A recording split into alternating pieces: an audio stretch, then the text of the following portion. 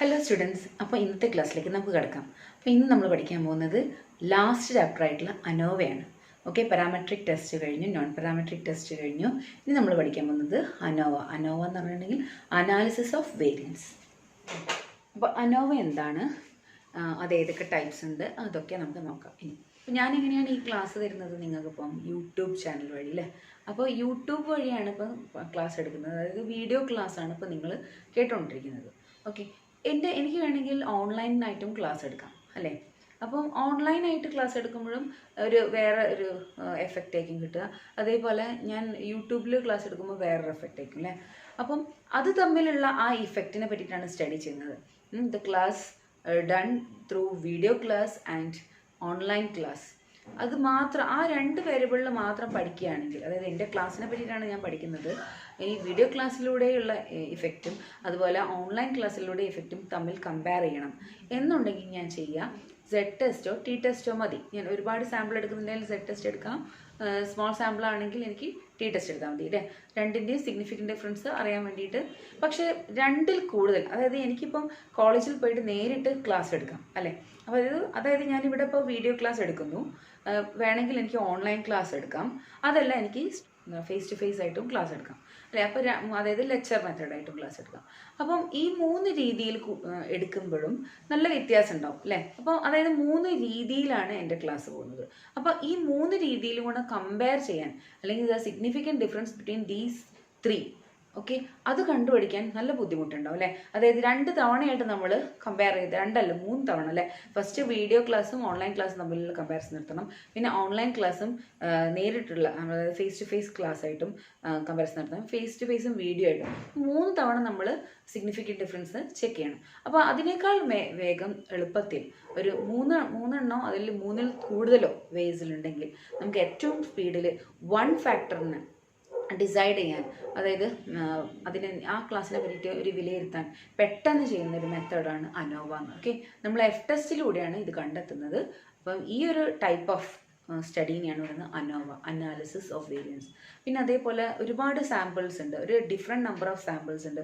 കുറച്ച് പേര് MCOM ചെയ്യുന്നു, കുറച്ച് പേര് MSc ചെയ്യുന്നു, കുറച്ച് പേര് MA ചെയ്യുന്നു. അപ്പോൾ ഈ 3 ഡിഫറെൻറ്റ് ടൈപ്സ് ഓഫ് സാമ്പിൾസ് കിട്ടും.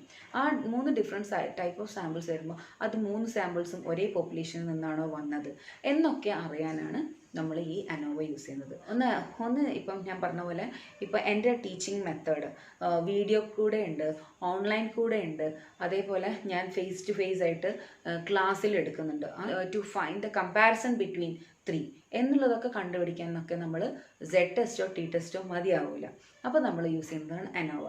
അതേപോലെ ഒരു കർഷകന്, ഒരു ഫാമറിന് he want to know the yield of rice when these so and so fertilisers are used അല്ലേ. അപ്പം ഇങ്ങനെയുള്ള ആ സ്റ്റഡിക്ക് വേണ്ടിയിട്ട് യൂസ് ചെയ്യുന്ന ടെസ്റ്റാണ് അനോവ ടെസ്റ്റ്.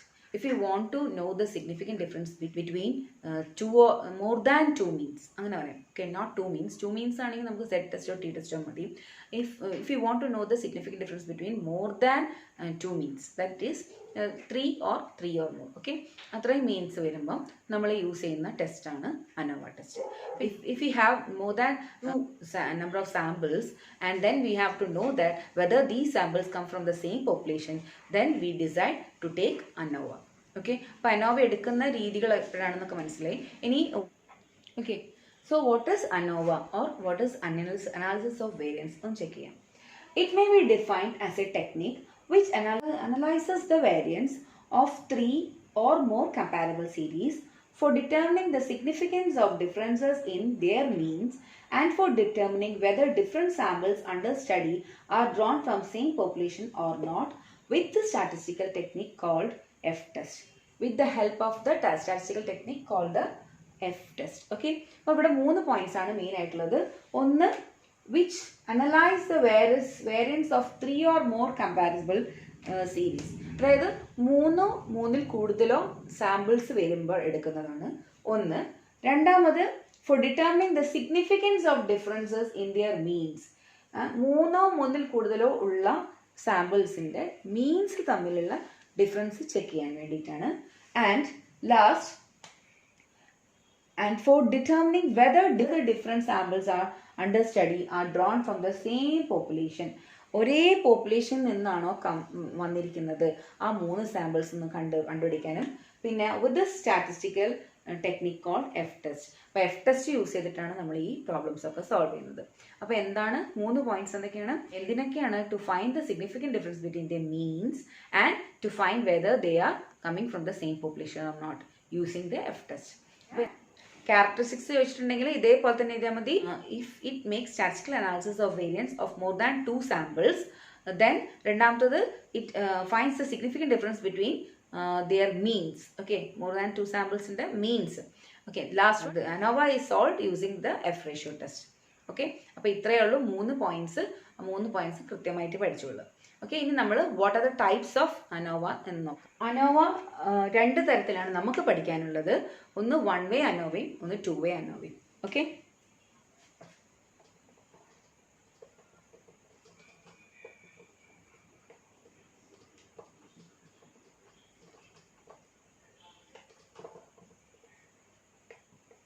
നമ്മൾ എന്താണ് 1 വേ എന്ന് ചെക്ക് ചെയ്യാം. In 1 way ANOVA, observations are classified into groups on the basis of a single criterion.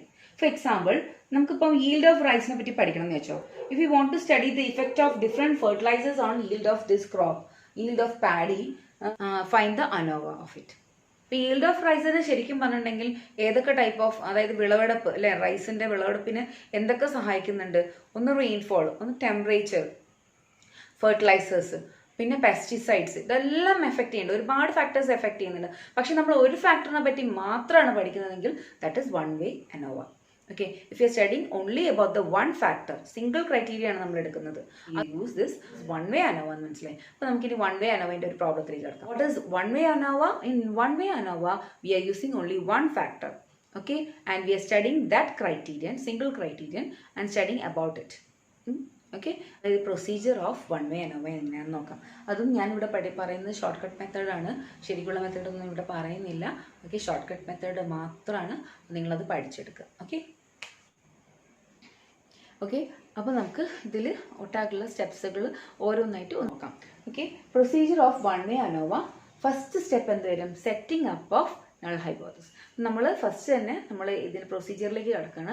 പ്രൊസീജിയറിൽ ഒരുപാട് സ്റ്റെപ്സ് ഉണ്ട്. നിങ്ങൾ ആ സ്റ്റെപ്പിൻ്റെ എണ്ണം ഒന്നും കണ്ട് പേടിക്കേണ്ട. അതുകൊണ്ട് ജസ്റ്റ് ആ എന്തൊക്കെയാണ് ചെയ്യാനുള്ളത് മാത്രം ആലോചിച്ചാൽ മതി. അതിലൊരു 7 സ്റ്റെപ്സാണ് നമുക്ക് മെയിനായിട്ട് വരുന്നത്. ബാക്കിയുള്ള സ്റ്റെപ്സൊക്കെ എന്ന് പറഞ്ഞാൽ നമ്മൾ നേരത്തെ ചെയ്ത സെയിം സ്റ്റെപ്സ് ആയിട്ട് വരും. ഓക്കെ, മൊത്തം ഒരു 7 സ്റ്റെപ്സാണ് നമുക്കൊരു പുതിയതായിട്ടുള്ള സ്റ്റെപ്സുകൾ. അപ്പോൾ എന്താണെന്നുള്ളത് നോക്കാം. അപ്പോൾ ഏത് പ്രൊസീജിയർ ആണെങ്കിലും നമ്മൾ ആസ് യൂഷ്വൽ എന്താ ചെയ്യുക? Setting up of null hypothesis. അപ്പോൾ ഇതിലും അങ്ങനെ തന്നെ setting up of null hypothesis. Setting up of null ഹൈപ്പോത്തസിൽ ഫസ്റ്റ് എന്താണ് ചെയ്യുക? H0 H1 സെറ്റ് ചെയ്യണം അല്ലേ. H0 നമ്മൾ സെറ്റ് ചെയ്യുക there is no significant difference. എന്താണോ തന്നിരിക്കുന്നത് എഴുതുക, ബിറ്റ്വീൻ ഇന്ന സംഭവങ്ങളും ചിലത് എഴുതുക.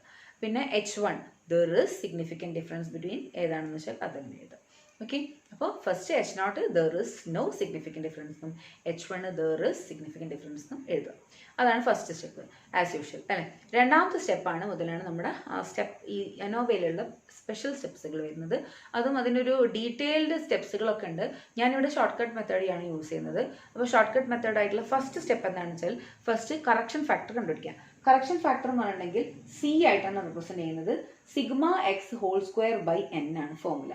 ഓക്കെ, σx² എന്ന് പറഞ്ഞിട്ടുണ്ടെങ്കിൽ ടോട്ടൽ സം, തന്നിരിക്കുന്ന ഒബ്സർവേഷൻ്റെ total sum divide by total number of observation. ഈ ടോട്ടൽ സമ്മിൻ്റെ പ്രത്യേകത ഉണ്ട്, അത് സ്ക്വയർ ചെയ്യണം. ഓക്കെ, നമ്മൾ ആ മീൻ കാണുന്ന ഫോർമുലയല്ല, ചെറിയൊരു മാറ്റമുണ്ട്. Total sum whole square divide by number of observations, that is capital N. Okay, σx²n. അപ്പം മീനിൻ്റെ ഫോമായിട്ട് നിങ്ങൾക്ക് വേണമെങ്കിൽ കമ്പയർ ചെയ്ത് പഠിക്കാം. പക്ഷേ ഇവിടെ σx² ഉള്ളത് മാത്രം. ഇനി മൂന്നാമത്തെ സ്റ്റെപ്പ് എങ്ങനെയാ വെച്ചാൽ σx² കാണാം. σx² എന്ന് പറഞ്ഞിട്ടുണ്ടെങ്കിൽ ഓരോ ഒബ്സർവേഷൻസ് സ്ക്വയർ ചെയ്തിട്ട് സം ചെയ്യാം. That is σx². അപ്പോൾ അടുത്തത് σx², മൂന്നാമത്തെ സ്റ്റെപ്പ്. നാലാമത്തെ സ്റ്റെപ്പ് S²t. S²t എന്ന് പറഞ്ഞാൽ sum of the squares in total. അതായത് ടോട്ടൽ ഒബ്സർവേഷൻ ഉണ്ടല്ലോ, ആ ടോട്ടൽ ഒബ്സർവേഷന് നമ്മൾ ഓരോ ഒബ്സർവേഷനും സ്ക്വയർ ചെയ്തിട്ട് സം ചെയ്യുന്നതാണ് σx². അതിൽ നിന്നും കറക്ഷൻ ഫാക്ടർ കുറയ്ക്കാം. അപ്പോൾ എല്ലാ സ്റ്റെപ്സും ലിങ്ക്ഡ് ആട്ടോ, തൊട്ട് മേലുള്ളതായിട്ട് ലിങ്ക് ആയിരിക്കും ഓരോ സ്റ്റെപ്സും. അപ്പോൾ S²t = σx² - c വരും. ഇനി S²b. S²b ആണ് കുറച്ച് ഡിഫറെൻ്റ് ആയിട്ടുള്ള ഫോമുല വരുന്നത്. അതായത് sum of the squares in between groups. ഗ്രൂപ്പുകൾ തന്നിട്ടുണ്ടാവും അല്ലെ, കോളംസ് കുറേ തന്നിട്ടുണ്ടാവും, അത് തമ്മിൽ എത്ര അതിന്റെ സ്ക്വയേഴ്സ് ആണ് കാണുന്നത്. Sum of the squares of in between groups. അതെങ്ങനെയാണെന്ന് വെച്ചാൽ sigma x1 whole square by n1 plus sigma x2 whole square by n2 plus etcetera minus C. അതായത് ഈ ഒരു ഫോർമുല തന്നെയാണ് വരുന്നത്. പക്ഷേ ഇവിടെ വ്യത്യാസം എന്ന് പറഞ്ഞാൽ ഓരോ ഒബ്സർവേഷനും x1 ഒരു കോളം ഉണ്ടാവും, അതിന്റെ സിഗ്മ എടുക്കുക, അതായത് സ്ക്വയർ ചെയ്യുക, ഡിവൈഡ് ബൈ അത് എത്ര എണ്ണം ഉണ്ടോ ഓരോ കോളമാണ്. അതുപോലെ sigma x2 square by n2, അതായത് രണ്ടാമത്തെ കോളം സിഗ്മ ചെയ്യുക, എന്നിട്ട് അതിന്റെ ഹോൾ സ്ക്വയർ ചെയ്യുക, ഡിവൈഡ് ബൈ n2 എത്ര ഒബ്സർവേഷൻ ഉണ്ട്, പ്ലസ് എക്സെട്ര അങ്ങനെ കുറെ പോകും, minus C, last minus C, ഈ കറക്ഷൻ ഫാക്ടർ മൈനസ് ചെയ്യുക. അതാണ് നമ്മളെ എസ് സ്ക്വയർ ബി. ഓക്കെ, ഇനി എസ് സ്ക്വയർ ഡബ്ല്യു നോക്കാം. എസ് സ്ക്വയർ ഡബ്ല്യു എന്ന് പറഞ്ഞാൽ എന്താ? Sum of the squares in within groups. Sum of the squares in within groups എന്ന് പറയുന്നത് S square T by minus S square B. അതായത് sum total അതിന്റെ squares minus sum of the squares between groups. ഇത് അതായത് sixth step എന്ന് പറഞ്ഞിട്ടുണ്ടെങ്കിൽ ഈ ഫോർത്തും ഫിഫ്ത്തും തമ്മിൽ സബ്ട്രാക്ട് ചെയ്ത് കിട്ടുന്നതാണ് സിക്സ്ത് സ്റ്റെപ്പ്. ഓക്കെ, ഇനി സെവൻത്ത് എന്ന് പറയുന്നത് മൂന്നെണ്ണത്തിൻ്റെയും, അതായത് എസ് സ്ക്വയർ ടീൻ്റെയും എസ് സ്ക്വയർ ബിൻ്റെയും എസ് സ്ക്വയർ ഡബ്ല്യുവിൻ്റെതും ഡിഗ്രി ഫ്രീഡം കാണുക. ഡിഗ്രി ഫ്രീഡം എങ്ങനെ കാണും? എസ് സ്ക്വയർ ടീൻ്റെത് n-1 total number of observation -1 ചെയ്യും. ഓക്കെ, എസ് സ്ക്വയർ ബി എന്ന് പറഞ്ഞാലോ k-1, that is number of groups -1. And S square W എന്ന് പറഞ്ഞാൽ എന്താ? n-k, total number of observation number of groups കുറയ്ക്കുക. അതാണ് എസ് സ്ക്വയർ ഡബ്ല്യു. ഓക്കെ, ഇനി next step എന്ന് പറഞ്ഞാൽ മീൻ സം ഓഫ് സ്ക്വയേഴ്സ് കാണാം. Mean sum of the squares of ഏത് വരും? ആദ്യം ബിറ്റ്വീൻ ഗ്രൂപ്പ്സ് കാണാം. ബിറ്റ്വീൻ ഗ്രൂപ്പ്സ് കാണാൻ വേണ്ടിയിട്ട് sum of the squares between groups by k-1, അതായത് S square B by k-1. അതേപോലെ mean sum of the squares within groups കാണാം. അപ്പോൾ S square W by n-k ആണ് ചെയ്യേണ്ടത്. ഓക്കെ, ഈ സ്റ്റെപ്പും അത് കഴിഞ്ഞ് നെക്സ്റ്റ് സ്റ്റെപ്പ് 9th സ്റ്റെപ്പ്, അതായത് എഫ് റേഷ്യോ കാണും. അപ്പോൾ ഈ സ്റ്റെപ്പായിട്ടാണ് ലിങ്ക് ചെയ്തിരിക്കുന്നത് എഫ് റേഷ്യോ. അതായത് mean S square B by mean S square W ആണ് എഫ് റേഷ്യോ. അപ്പം ഞാൻ പറഞ്ഞു എല്ലാ സ്റ്റെപ്സും ലിങ്ക്ഡ് ആണ്. ഓക്കെ, ഓരോന്ന് കഴിഞ്ഞാൽ മാത്രമേ അടുത്ത ചെയ്യാൻ പറ്റുള്ളൂ. ഇപ്പോൾ അതായത് ഫോർമുലകളൊക്കെ കറക്റ്റായിട്ട് ഓർമ്മ വരണം, സ്റ്റെപ്പുകൾ കറക്റ്റായിട്ട് ഓർമ്മ വേണം. ഏതെങ്കിലും പഠിച്ചിട്ട് കാര്യമില്ല. ആ കറക്റ്റ് 7 സ്റ്റെപ്സ് കൃത്യമായിട്ട് ഓർമ്മ ഉണ്ടെങ്കിൽ മാത്രമേ നമുക്ക് ഈ കണക്ക് ചെയ്യാൻ പറ്റുള്ളൂ. അപ്പോൾ ഇരുന്ന് പഠിച്ചിട്ട് വേണം അത് ചെയ്യാൻ. ഓക്കെ, നെക്സ്റ്റ് എഫ് റേഷ്യോന്റെ ഫോർമുല എന്താണ്? Larger variance by smaller variance. ഇത് ഞാൻ മനഃപൂർവ്വം അങ്ങനെ തന്നെ larger variance by smaller variance എഴുതുകയാണ്. കാരണം ഇപ്പൊ നമുക്ക് M S square B by M S square W എന്ന് എഴുതാമായിരുന്നു. പക്ഷെ എന്താ പ്രശ്നം എന്ന് വെച്ചാൽ വിച്ച് വൺ ഇസ് ലാർജർ? എപ്പോഴും എഫിന്റെ കേസിൽ, എഫ് ടെസ്റ്റിന്റെ കേസിൽ larger variance by smaller variance ആണ് ചെയ്യേണ്ടത്. അപ്പം ഒരിക്കലും തെറ്റിപ്പോകരുത്. ലാർജർ വേരിയൻസ് നിങ്ങൾ ആ ഫോർമുല അതേപോലെ തന്നെ ബൈഹാർട്ട് പഠിച്ചതിനെ കൊണ്ട് കാര്യമില്ല. കാരണം ലാർജർ വേരിയൻസ് ഏതാണോ വരുന്നത് അതാണ് നമ്മൾ ന്യൂമറേറ്ററിൽ എഴുതേണ്ടത്, സ്മോളർ വേരിയൻസ് ഡിനോമിനേറ്ററിലും. അപ്പോൾ അത് പ്രത്യേകിച്ച് എടുത്ത് പറയണം. അതുകൊണ്ട് ഞാൻ ഈ ഫോർമുല ജസ്റ്റ് എഴുതിയെന്നുള്ളൂ. ഇത് ബൈഹാർട്ടാക്കി പഠിക്കേണ്ട. F is equal to S square B by k-1 by S square W by n-k ആണെങ്കിൽ കൂടി ശ്രദ്ധിക്കേണ്ടത് ഇതാണോ വലുതെങ്കിൽ ഇത് മുകളിൽ തന്നെ വേണം, ഇനി ഇതാണ് വലുതെങ്കിൽ ഇതാണ് ന്യൂമറേറ്ററിൽ വരുന്നത്. ഓക്കെ, അപ്പോൾ അത് എപ്പോഴും ശ്രദ്ധിക്കേണ്ട കാര്യമാണ്. ഏതാണോ വലുതെന്ന് ആദ്യം ചെക്ക് ചെയ്യണം, അതാണ് നമ്മൾ എഫ് ടെസ്റ്റിൽ മുകളിൽ എഴുതേണ്ടത്. ഓക്കെ, ന്യൂമറേറ്ററിൽ എഴുതേണ്ടത്. Next step F table value.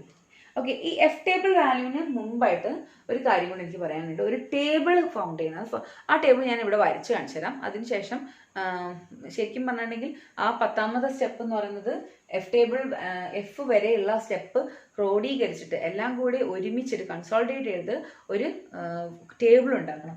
ഞാനൊരു കാര്യം ചെയ്യാം. ഈ ടേബിൾ ഞാനിവിടെ വായിച്ചു കഴിഞ്ഞിട്ടുണ്ടെങ്കിൽ ഇവിടെ എഴുതാം. 10ാമത്തെ സ്റ്റെപ്പ് നമ്മളൊരു ടേബിൾ കാണുകയാണ്. അതായത് എല്ലാം കൂടി കൺസോൾട്ടേറ്റ് ചെയ്തിട്ടുള്ള ഒരു ടേബിൾ. ആ ടേബിളിൽ നമുക്ക് എല്ലാം അടങ്ങിയിരിക്കണം. Okay, which one? First column എന്താണ് വേണ്ടതെന്ന് വെച്ചാൽ സോഴ്സ് ഓഫ് വേരിയേഷൻ.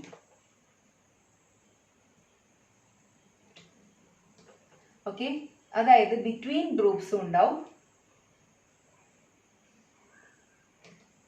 വിത്തിൻ ഗ്രൂപ്പ്സും ഉണ്ടാവും.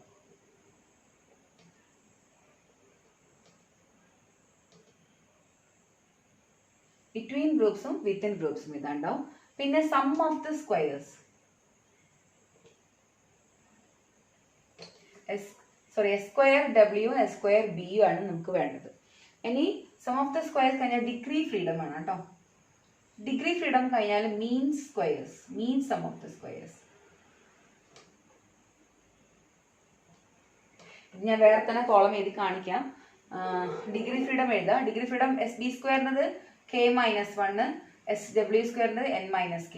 മീൻ സം ഓഫ് ദ സ്ക്വയർസ് എന്ന് പറഞ്ഞാൽ എസ് ബി സ്ക്വയർ ബൈ k-1ഉം mean sum of the squares within groups ആണ് S square by square W minus by n-kയും ആണ് വേണ്ടത്. പിന്നെ വേണ്ടത്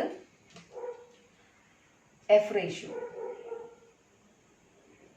എഫ് റേഷ്യോ കാണാൻ നമ്മൾ എഫ് ഇസ് ഈക്വൽ ടു നമുക്കറിയാം, ഞാൻ ഫോർമുല എഴുതുന്നില്ല, larger variance by smaller variance.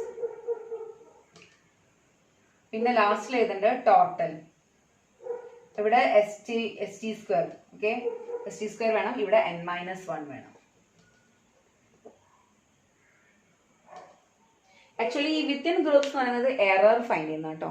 അപ്പൊ എറർ മിനിമൈസ് ചെയ്യാനാണ് ഈ ഡിവിഷൻ താഴെ ഡിവൈഡ് ചെയ്യുന്നത് ആക്ച്വലി. ഇനി നമ്മുടെ 10ാമത്തെ സ്റ്റെപ്പ്, ഞാൻ ഇതിന്റെ പേര് മാറ്റാണ്. 10ാമത്തെ സ്റ്റെപ്പ് കഴിഞ്ഞു. ബോക്സ് മറന്നു പോയത്, അപ്പൊ ഇവിടെ ഒരു ബോക്സ് ഉണ്ടാക്കണം. അതാണ് നമ്മുടെ 10ാമത്തെ സ്റ്റെപ്പ് കേട്ടോ. ഓക്കെ, 10ാമത്തെ സ്റ്റെപ്പ് അപ്പൊ ബോക്സ് ഉണ്ടാക്കലാണ്. ഈ ബോക്സിൽ എല്ലാം അടങ്ങിയിട്ടുണ്ടാവും. കൺസോൾട്ടേഷൻ ഓഫ് ഹോൾ സംഭവമാണ് ഇവിടെ വരിക. ഇനി 11ാമത്തെ സ്റ്റെപ്പ് വരുന്നത് എഫ് ടേബിൾ വാല്യൂ. നമ്മളെ യൂഷ്വൽ സ്റ്റെപ്സ്, ബാക്കിയുള്ള സ്റ്റെപ്സ് ഒക്കെ നിങ്ങൾക്ക് അറിയുന്ന സ്റ്റെപ്സ് ആണ് അല്ലെ. പണ്ട് തൊട്ട് ആദ്യം മുതലേ നമ്മൾ ഈ സെഡ് മുതൽ തുടങ്ങിയിട്ടുള്ള സ്റ്റെപ്പുകൾ തന്നെയാണ്. അപ്പൊ അതിലൊരു വ്യത്യാസമില്ല. എഫ് ടേബിൾ വാല്യൂ കാണാം. എഫ് ടേബിൾ നമ്മൾ എഫ് ടെസ്റ്റ് നമ്മൾ പഠിച്ചിട്ടുണ്ട് അല്ലെ. ആൽഫയും ഡിഗ്രി ഫ്രീഡം ആണ് വേണ്ടത്. ആൽഫയ്ക്ക് നമുക്ക് 0.05 0.01 ആണുള്ളത്. പിന്നെ നമ്മൾ ഡിഗ്രി ഫ്രീഡത്തിന് ഇവിടെ n-kയും k-1 ആണുള്ളത്. അതിൽ ഏതാണോ ലാർജർ വേരിയൻസ് അതിന്റെ ഡിഗ്രി ഫ്രീഡം ആണ് ആദ്യം ടോപ്പിൽ എടുക്കേണ്ടത്. ലെഫ്റ്റ് സൈഡിൽ എടുക്കേണ്ടത് സ്മോളർ വേരിയൻസിന്റെ. അപ്പൊ നേരത്തെ ഞാൻ എഫ് ടെസ്റ്റ് എടുക്കുമ്പോൾ ഞാൻ പ്രത്യേകിച്ച് പറഞ്ഞിട്ടുണ്ട്, എന്നാൽ കൂടെ ഒന്നുകൂടെ പറയാണ്, എപ്പോഴും നിങ്ങൾ ശ്രദ്ധിക്കേണ്ട കാര്യം ലാർജർ വേരിയൻസിന്റെ ഡിഗ്രി ഫ്രീഡം വേണം ടോപ്പിൽ എടുക്കാൻ. ലെഫ്റ്റ് സൈഡിൽ എടുക്കേണ്ടത് സ്മോളർ വേരിയൻസിന്റെ ഡിഗ്രി ഫ്രീഡം. ഓക്കെ, ഇനി നമ്മൾ പ്രോബ്ലം ചെയ്യുമ്പോൾ ഒന്നുകൂടെ പറയാം. ഇനി 12th സ്റ്റെപ്പ് എന്ന് പറയുന്നത് ഡിസിഷൻ മേക്കിംഗ് ആണ്. Decision making as usual, F value is less than F table value ആണെങ്കിൽ ആക്സെപ്റ്റേഷൻ ആണ്, F value is greater than F table value ആണെങ്കിൽ റിജക്റ്റേഷൻ ആണ്. അപ്പൊ നിങ്ങൾക്ക് ഇതൊക്കെ മനസ്സിലായി എന്ന് വിചാരിക്കുന്നു. അപ്പൊ നമുക്ക് ഒന്നുകൂടെ ആ സ്റ്റെപ്സുകൾ ഒന്നുകൂടെ പറഞ്ഞു നോക്കാം. ഫസ്റ്റ് സ്റ്റെപ്പ് എന്താണ്? First step setting up of null hypothesis. Second step correction factor കണ്ടുപിടിക്കുക. Third step sigma X square കണ്ടുപിടിക്കുക. 4ാമത്തെ സ്റ്റെപ്പ് എസ് സ്ക്വയർ ടി കാണാം, that is sigma X square minus C കാണാം. ഓക്കെ, 4th സ്റ്റെപ്പ് കഴിഞ്ഞ് 5th സ്റ്റെപ്പിലേക്ക് നോക്കുമ്പോൾ sum of the squares of between groups ആണ് വേണ്ടത്. അതിന്റെ formula sigma x1 whole square by n1 plus sigma x2 whole square by n2 etcetera minus C. Okay, അപ്പോൾ അത് കഴിഞ്ഞ് കഴിഞ്ഞാൽ പിന്നെ നമ്മൾ നെക്സ്റ്റ് സ്റ്റെപ്പ് വിത്തിൻ ഗ്രൂപ്പ്സ് കാണാം. Sum of the squares within groups. അതിന് നമ്മൾ മുകളിലത്തെ 2 കോളം തമ്മിലുള്ള, അതായത് മുകളിലത്തെ 2 ആൻസേഴ്സ് തമ്മിൽ സബ്ട്രാക്ട് ചെയ്യുന്നത്, അതായത് sum total of the squares minus sum of the squares between groups തമ്മിൽ സബ്ട്രാക്ട് ചെയ്യുക. S square T minus S square B ചെയ്യും സം വിത്തിൻ ഗ്രൂപ്പ്സ് കിട്ടാൻ വേണ്ടിയിട്ട്. പിന്നെ ചെയ്യേണ്ടത് ഡിഗ്രി ഫ്രീഡം കാണാം. 3 എണ്ണത്തിൻ്റെ ഡിഗ്രി ഫ്രീഡം. എസ് സ്ക്വയർ ടീൻ്റെത് n-1 ആണ്, എസ് സ്ക്വയർ ബീൻ്റെത് k-1 ആണ്, എസ് സ്ക്വയർ ഡബ്ല്യുൻ്റെത് n-k ആണ്. പിന്നെ നമ്മൾ ചെയ്യേണ്ടത് എം എസ് സ്ക്വയർ, അതായത് മീൻ സം ഓഫ് ദ സ്ക്വയേഴ്സ് കാണണം. 2 മീൻ സം ഓഫ് ദ സ്ക്വയേഴ്സ് ഉണ്ട്. ഒന്ന് എം എസ് സ്ക്വയർ ബി കാണണം, അതായത് S square B by k-1 വരും. എം എസ് സ്ക്വയർ ഡബ്ല്യു വരും, that is mean sum of the squares within groups. അത് എത്ര വരും? S square W by n-k വരും. പിന്നെ നമുക്ക് ലാസ്റ്റ് എഫ് റേഷ്യോ കാണാം. എഫ് റേഷ്യോ കണ്ടു കഴിഞ്ഞിട്ട് നമ്മൾ അതെല്ലാം കൂടെ ഒരു ടേബിളിലാക്കാം. ഓവറോൾ സംഭവങ്ങളെല്ലാം ടേബിളിലാക്കി കഴിയുക. ടേബിളിൽ വേണ്ടത് source of variation between groups within groups, total, sum of the squares S B square S W square S T square, degree freedom k-1 n-k n-1, mean sum of the squares s square b by k-1 s square w by n-k. F ratio is equal to f is equal to larger by smaller. Larger by smaller എന്ന് എഴുതാൻ കാരണം വീണ്ടും പറയുന്നുണ്ട്, അത് total ഏതാണോ variance വലുത് അതാണ് നമ്മൾ ന്യൂമറേറ്ററിൽ എഴുതേണ്ടത്. ഓക്കെ, നെക്സ്റ്റ് സ്റ്റെപ്പ് സാധാരണ നമ്മൾ കണ്ടുപിടിക്കുന്ന F table value. F table value എന്ന് പറയുന്നത് ആൽഫയും ഡിഗ്രി ഫ്രീഡമാണ് വേണ്ടത്. ഡിഗ്രി ഫ്രീഡത്തിന് എപ്പോഴും ലാർജർ വേരിയൻസിൻ്റെ ഡിഗ്രി ഫ്രീഡം ടോപ്പിൽ എടുക്കാം, സ്മോളർ വേരിയൻസിൻ്റെ ലെഫ്റ്റ് സൈഡിൽ എടുക്കുക. ഓക്കെ, പിന്നെ ലാസ്റ്റ് സ്റ്റെപ്പായിട്ട് ഡിസിഷൻ മേക്കിംഗ്. ഡിസിഷൻ മേക്കിംഗ് എന്ന് പറയുന്നത് F value is less than F table value ആണെങ്കിൽ നമ്മൾ ആക്സെപ്റ്റേഷൻ ആണ്, F value is greater than F table value ആണെങ്കിൽ റിജക്റ്റേഷൻ ആണ്. അപ്പോൾ ആസ് യൂഷ്വൽ ആണ് ബാക്കിയുള്ള സ്റ്റെപ്സും. അപ്പോൾ നിങ്ങൾ ഒന്നുകൂടെ ഇത് സ്റ്റെപ്സ് കൃത്യമായിട്ട് പഠിച്ചിരിക്കണം. പഠിക്കാണ്ട് നമുക്ക് ഈ പ്രോബ്ലം ചെയ്യാൻ പറ്റില്ല. പറ്റില്ല. ബാക്കി പ്രോബ്ലംസ് ഒക്കെ തന്നെ എല്ലാത്തിനും ഫോർമുലാസ് ഉണ്ടെങ്കിൽ കൂടെ ഇതിന് കുറച്ച് അധികം സ്റ്റെപ്സ് ഉള്ളതുകൊണ്ട് നിങ്ങൾ ഇരുന്ന് പഠിക്കുക. ഓക്കെ, ഇരുന്ന് പഠിച്ചു കഴിഞ്ഞാൽ നിങ്ങൾക്ക് കിട്ടും. അത്രയ്ക്ക് വലിയ കോംപ്ലിക്കേഷൻസ് ഒന്നുമില്ല. കൃത്യമായിട്ട് പഠിച്ചു കഴിഞ്ഞാൽ ആ ഫോർമുലാസ് ഒക്കെ കറക്റ്റ്, ആ ഒരു സ്റ്റെപ്പിൽ പ്രൊസീജിയർ കറക്റ്റ് ആയിക്കണേ. അവിടെ ഇവിടെ കണ്ടുപിടിച്ചാൽ നിങ്ങൾക്ക് ആകെ കൺഫ്യൂഷൻ ആവും. അപ്പം കറക്റ്റ് ആ സ്റ്റെപ്സ് കറക്റ്റായിട്ട് ഫോളോ ചെയ്യുക, എന്നിട്ട് കണ്ടുപിടിച്ചാൽ നിങ്ങൾക്ക് കറക്റ്റായിട്ട് കിട്ടും. ഓക്കെ, നമുക്കിനി പ്രോബ്ലത്തിലേക്ക് കിടക്കാം.